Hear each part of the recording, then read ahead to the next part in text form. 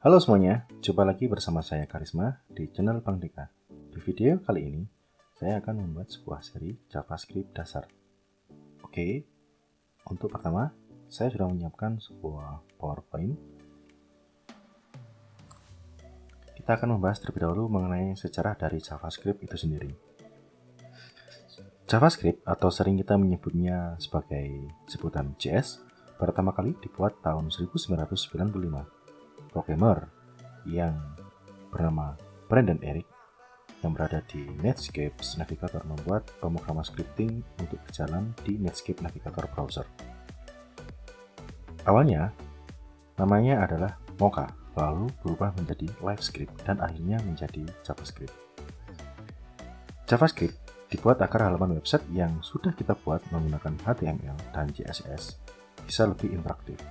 JavaScript sekarang sudah mengalahkan Java Applet dan Flash sebagai bahasa pemrograman untuk membuat halaman web menjadi lebih interaktif. Hal ini dikarenakan kemudahan bahasanya dan juga secara default sekarang hampir semua browser sudah bisa menjalankan JavaScript tanpa harus menginstal aplikasi tambahan seperti Java Applet dan Adobe Flash Player.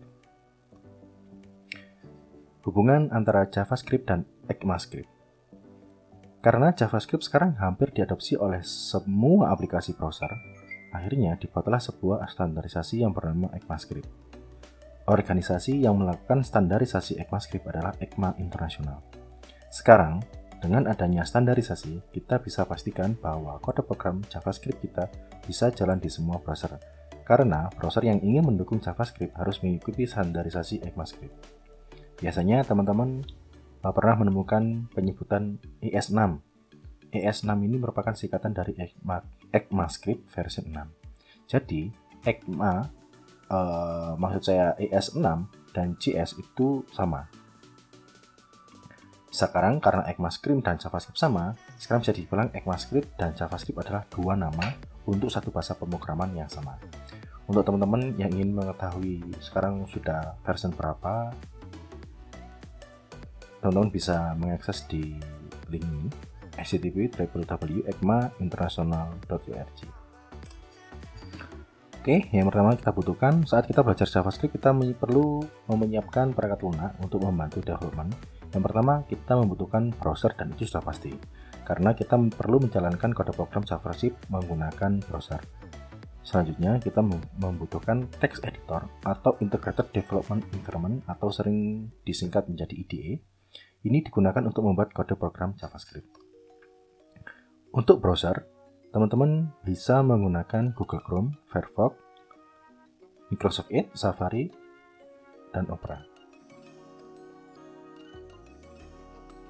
Serta untuk text editor, teman-teman bisa menggunakan Visual Studio Code. Visual Studio Code ini gratis, Atom juga gratis, Sublime ada yang berbayar dan ada yang gratis. WebStorm, Notepad++ ini juga gratis. Teman-teman bisa memilih, mungkin di luar dari list ini, teman-teman juga bisa menggunakannya. Oke, pertama-tama kita akan membuat sebuah pemrograman apa kabar dunia. Kode JavaScript. Ada beberapa cara untuk membuat kode JavaScript. Bisa langsung di file HTML secara inline gitu, atau kita bisa menggunakan file JS, extension untuk JS JavaScript, lalu di-include di file HTML. Pada praktek, kita akan menggunakan HTML langsung agar mudah membuat kode programnya. Jadi kalau secara inline kan seperti ini. Jadi kita langsung menuliskan kodenya di dalam TypeScript seperti ini. Tapi jika kita menginclude atau secara eksternal, kita bisa mengikutnya seperti ini. Kita menggunakan script dan parameter src sama dengan kemudian filenya. Oke, kita akan membahas mengenai kebiasaan. JavaScript ini seperti bahasa pemrograman C atau C++, di mana di akhir setiap statement kode program kita perlu menambahkan titik koma. Namun, di JavaScript, tanda titik koma tidak wajib, jadi kita bisa menambahkan ataupun tidak. Sangat disarankan kita konsisten jika ingin menggunakan titik koma, atau kalau kita menggunakan titik koma, kita harus menggunakan titik koma di semua tempat. Jika tidak, ya kita tidak usah menggunakannya. Tapi kalau saya sendiri lebih merekomendasikan teman-teman menggunakan titik koma. Jadi ini kita tinggal faktor kebiasaan. Tapi yang saya sarankan, meskipun kita menggunakan kebiasaan kita, tapi harus konsisten. Oke, selanjutnya kita akan mengenai komentar. Komentar adalah kode program yang tidak akan dieksekusi ketika dibaca. Komentar biasanya digunakan sebagai informasi tambahan atau petunjuk.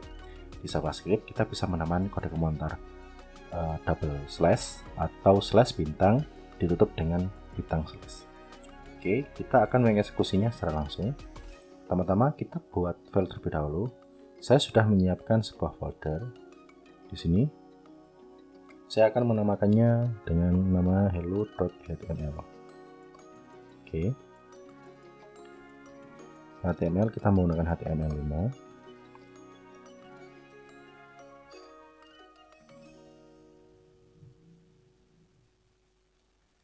Kita tuliskan text script karena kita akan membuatnya secara langsung inline.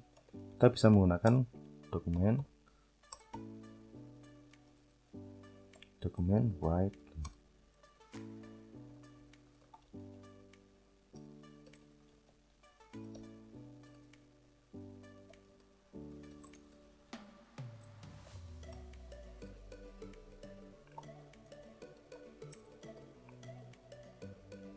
Oke, kita simpan.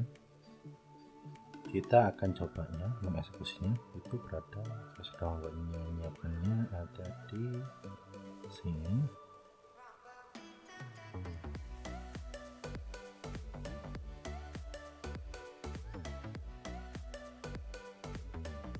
Ya, langsung. Apa kabar dunia? Coba sekarang kita hapus file tulisan inline. Kita simpan, kita refresh lagi. Sudah. Itu kalau kita menggunakannya secara inline.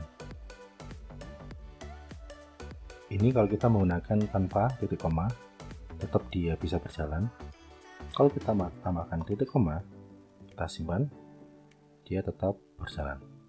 Jadi tidak ada pengaruh kita menggunakan titik koma atau tanpa titik koma. Yang kita butuhkan adalah konsistensi. Jadi teman-teman kalau sudah menggunakan titik koma, maka gunakan di semua kodenya. Tapi kalau teman-teman tanpa menggunakan koma, ya sudah, jangan gunakan koma di semua kodenya. Oke, sekarang saya akan membuat file baru di dalam folder script. Saya akan membuat file di mana file ini nanti akan kita tuliskan JS-nya di sini. Saya akan kasih nama new file hello.extensionnya JS. Oke, kita cari dokumen.write. Apa kabar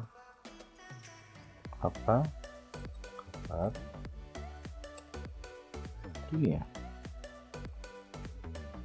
Include, di sini, seharusnya di sini.